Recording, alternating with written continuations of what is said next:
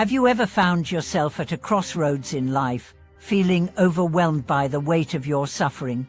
Have you ever wondered how some people seem to emerge stronger, more compassionate, and more wise after facing the greatest adversities, while others are crushed under the very same weight? What if I told you that pain, in its deepest sense, can become the very source of your spiritual growth? Welcome back to the channel, my dear friends. I'm honored to have you with us today as we dive deep into a crucial aspect of Buddhist practice that many often overlook: transforming suffering into a powerful tool for awakening. This idea might sound counterintuitive at first. After all, who would willingly seek out pain?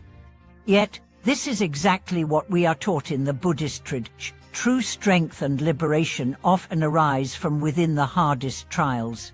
Pain, whether emotional, physical, or spiritual, is an unavoidable part of the human experience. But how we respond to it, how we work with it, can determine whether it breaks us or strengthens us. Today, we are going to explore how suffering can be a catalyst for growth, for greater wisdom, and for an awakened heart. We'll also discuss how you can incorporate this transformative power into your daily practice, so that no matter what you face, you will have the tools to turn adversity into opportunity. This concept is not something abstract. It's a very real, tangible practice. There's a saying in Buddhism: the lotus grows in the mud.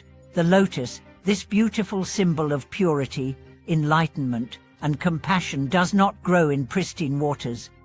It grows from the muck, from the muddy depths of a pond.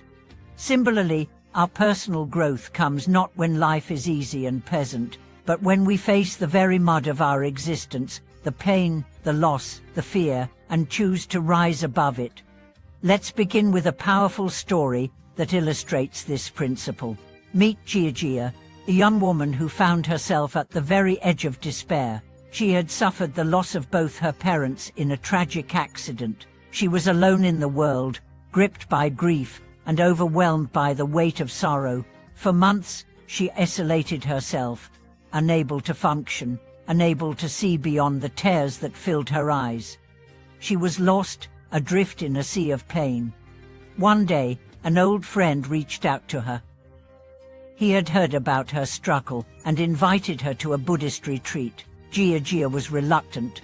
She didn't want to talk to anyone, let alone meditate. But something about his invitation stirred something inside of her. Maybe it was the idea that she could somehow find peace, or at the very least, escape her inner turmoil for a while. At the retreat, she sat with others, quietly breathing, focusing on the present moment. The first few days were difficult. Her mind was restless, and the grief seemed to intensify the longer she sat. But as the days passed, she began to understand something profound. Her pain was not something to escape from. It was a teacher, it was a guide. It was showing her, in vivid detail, all the places within her that had been hardened by suffering, places she had long avoided and buried deep. The instructor at the retreat, a seasoned monk, taught them a simple yet powerful technique: turning pain into mindfulness. Pain, he said, is not our enemy. It's a signal, a messenger. He instructed the group to embrace the discomfort, to observe it without judgment, and to see it as an opportunity to deepen their practice. Instead of pushing pain away, invite it in, he advised. Let it teach you what it needs to teach. For Jia, this was a revelation. Instead of fighting her grief, she began to sit with it. She allowed herself to feel the pain fully, without trying to suppress it or distract herself.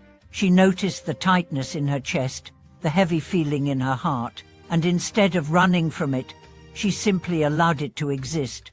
And as she did this, she began to realize something miraculous. Her pain started to transform. It didn't go away, but it became more bearable. It became more manageable. And it slowly started to shift from something that controlled her life to something she could navigate. This process of transforming suffering into wisdom is a core teaching of Buddhism. It's what the Buddha called turning poison into medicine. Just as the lotus needs the mud to grow, we need suffering to awaken, to help us see who we truly are, to recognize the attachments and desires that keep us bound, and to release them. But how do we apply this teaching in our daily lives? It's one thing to contemplate pain in a retreat setting, surrounded by peaceful surroundings, but it's another to face life's inevitable challenges in the real world. This is where practice becomes essential. Let's break down how you can use suffering as fuel for your spiritual journey. 1. Accept pain as a natural part of life. The first step is accepting that pain is not something unusual. It's not something to fear or resist. In fact, trying to resist pain can often make it worse. Acceptance doesn't mean resignation or giving up. It means recognizing that pain is a part of the human experience. When you accept it, you open yourself to the possibility of transformation. As the Buddha taught, life is suffering. But the second noble truth teaches us that there is a way out through understanding the nature of suffering and learning how to work with it. 2. Cultivate mindfulness during moments of pain. The next step is mindfulness. In every moment of discomfort, whether it's a physical ache, emotional turmoil, or mental distress, pause and bring your awareness to it. Instead of reacting or trying to escape, observe, feel it fully. What does the pain feel like in your body? In your mind, how does it manifest? Mindfulness allows you to become more familiar with your own suffering, and through that familiarity, you can begin to let go of the fear and resistance that often accompany it. 3. Reframe suffering as an opportunity. Once you've cultivated mindfulness, the next step is reframing. Instead of seeing suffering as a burden, start to see it as an opportunity to grow. Each time you experience pain, ask yourself, what is this pain trying to teach me? Is it showing me an attachment I need to release?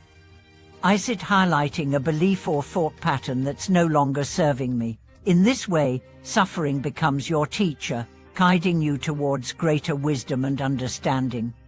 4. Practice compassion toward yourself and others. As you face your own pain, practice compassion, not just for others, but for yourself. Often, when we are in pain, we become our own harshest critics. We blame ourselves for feeling weak or helpless. But compassion allows us to recognize that we are human, and it's okay to experience difficulty. As we learn to be kind to ourselves in our suffering, we also become better equipped to show compassion to others in their struggles. 5. Turn suffering into action. The final step is to transform your pain into positive action. When you are in pain, it can be easy to become self-absorbed and isolated, but true healing comes when we use our suffering to help others. As you work through your own pain, think about how you can reach out to others who may be going through similar experiences. Whether it's offering a kind word, lending a helping hand, or simply being present for someone in need, this act of giving can transform your suffering into something meaningful and life-giving.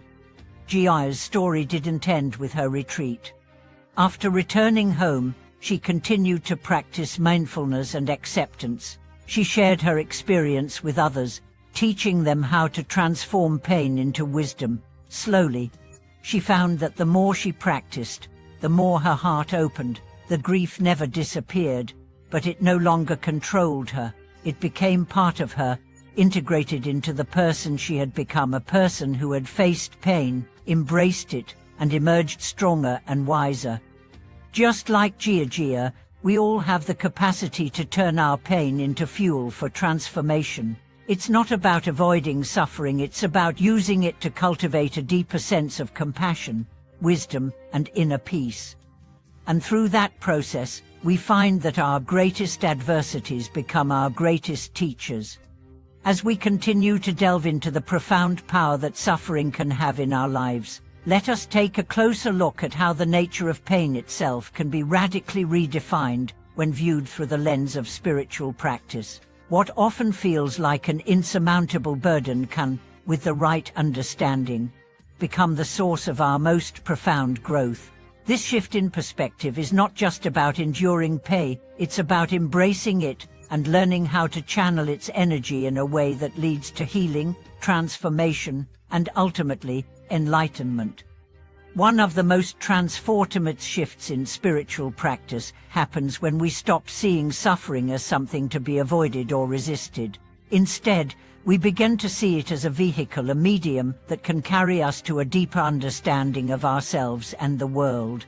This is a key element in Buddhist teachings, where the Buddha's first noble truth emphasizes that life is inherently filled with suffering, but this suffering is not to be feared or rejected. Rather, it is the path to liberation. The very act of acknowledging suffering and fully experiencing it is, in itself, an act of courage. This is where many people get stuck. In our modern world, we are conditioned to avoid discomfort at all costs. We run from pain, whether it's emotional pain from heartbreak or physical pain from illness or injury. We turn to distractions, whether in the form of social media, entertainment, or substances, to numb ourselves from the discomfort. But in doing so, we miss the very opportunity for healing that the pain presents. Let me share a story that demonstrates this powerful transformation. There was a man named Sam who had suffered from chronic illness for many years. His body was weak and his energy drained, leaving him often bedridden. He had tried countless treatments and remedies, all in the hope of finding relief. However, nothing seemed to work, and his frustration mounted. It was during this period of intense suffering that he encountered a Buddhist monk who had also been diagnosed with a chronic condition.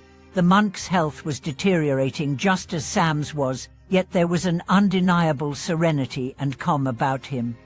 Intrigued, Sam asked the monk, "How can you remain so peaceful in the face of such physical suffering?" The monk replied, "I don't see my suffering as something to fight against. Instead, I embrace it. It is my teacher. It teaches me patience, it teaches me humility, and it teaches me acceptance. Every time my pain rises, I allow it to be present, but I don't identify with it. I observe it, and in that observation, I become free." This insight struck Sam deeply. He realized that in his effort to avoid pain, he had been living in resistance to his own body, constantly frustrated and angry at its limitations. Instead of fighting the pain, she decided to try the monk's approach. Sam started to practice mindfulness with his illness, focusing on his breath and simply observing the sensations in his body without labeling them as good or bad. Slowly, over time, his pain became more manageable, and she no longer felt like a victim of his circumstances. He was able to find moments of stillness amidst the discomfort, moments of peace that he had previously believed were unattainable. What Sam experienced was a profound shift in how he related to his suffering. He was no longer trapped by it. He had learned to use it as a tool for spiritual growth, allowing it to cultivate qualities like patience, resilience, and mindfulness. As a result, his health did not dramatically improve in the way he had hoped, but his sense of inner peace and his ability to navigate life's challenges became far more robust. This was the real healing he had been searching for all along. Sam's journey reminds us that pain itself is not inherently bad, it is simply a part of life. It's how we react to pain that determines its impact on us. When we allow ourselves to resist, fight, or repress pain, we add an extra layer of suffering to what is already present. However, when we choose to embrace it with mindfulness and compassion, we can transform it into something entirely different, a source of inner strength and wisdom. Another key aspect of using suffering as fuel for practice is the realization that our personal pain is often intertwined with the suffering of others. We may think that we are isolated in our pain, but in reality, suffering is a universal experience. The more we connect with others who are also in pain, the more we recognize our shared humanity. This realization can create an incredible sense of empathy and compassion. Take, for example, the story of a woman named Lee who had experienced a significant loss in her life. Her mother, who had been her closest companion and support, passed away unexpectedly. Li was devastated, and for a long time, she struggled to find meaning in her grief. She would cry every day, feeling the weight of her sorrow like a stone on her chest. But one day, she encountered a fellow mourner who shared a similar story, having lost her own mother several years ago. The woman's calm demeanor, her ability to speak about her loss with peace and clarity, struck Li deeply. The woman explained to Li that over time, she had learned to use her grief not as a burden, but as a way to connect more deeply with others. "When I lost my mother, I thought my life was over," she said. "But now, I use that pain to understand others better. I listen to people with a heart full of compassion, knowing that everyone carries their own sorrow." Li was moved by these words. She realized that her own grief could be used to deepen her connection to others. Instead of seeing herself as a victim of loss, she began to reach out to others who were grieving. She became a source of comfort and understanding for those who were experiencing similar pain. Through this process, her sorrow began to take on a new dimension. It no longer consumed her. Instead, it fueled her ability to help others heal. The lesson here is clear. A pain is not something we should shy away from. It's not something to be ashamed of. It's something that connects us all. By sharing our pain and allowing it to open our hearts, we begin to transcend the ego's desire for separation and come into alignment with the collective suffering of humanity. This is the true meaning of compassion, turning our pain into a force that heals not just ourselves, but others as well. So, how do we incorporate this practice of transforming pain into action? It begins with awareness. Every time you experience pain, whether physical, emotional, or mental, take a moment to pause. Breathe, don't react. Simply observe. Notice the sensations in your body, the thoughts in your mind, and the emotions that arise. Rather than running away from the discomfort, move toward it. Let it show you what it needs to teach you. From this place of awareness, practice self-compassion. Remind yourself that it's okay to feel pain. It doesn't make you weak or inadequate. In fact, it makes you human. Allow yourself to feel the pain without judgment. Then, ask yourself, how can I use this pain for good? How can I turn it into something that not only helps me grow, but also helps others? It could be as simple as offering a kind word to someone who is suffering, or sharing your story with a friend who needs to hear it. Maybe it's a small act of service, like helping a neighbor who is going through a difficult time. By turning your pain into action, you not only alleviate the burden of suffering, but you also plant seeds of healing and kindness in the world around you. The practice of turning suffering into fuel for spiritual growth is a lifelong journey.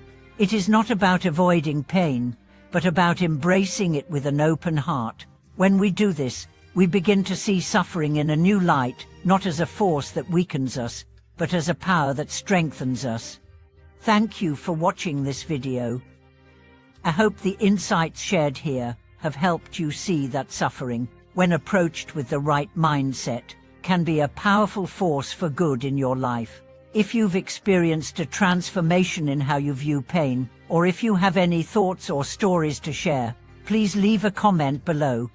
I would love to hear from you. If you found this video valuable, don't forget to subscribe, like, and share it so that we can continue to explore these teachings together. Stay strong, stay mindful, and may your practice guide you to the peace that lies beyond all suffering.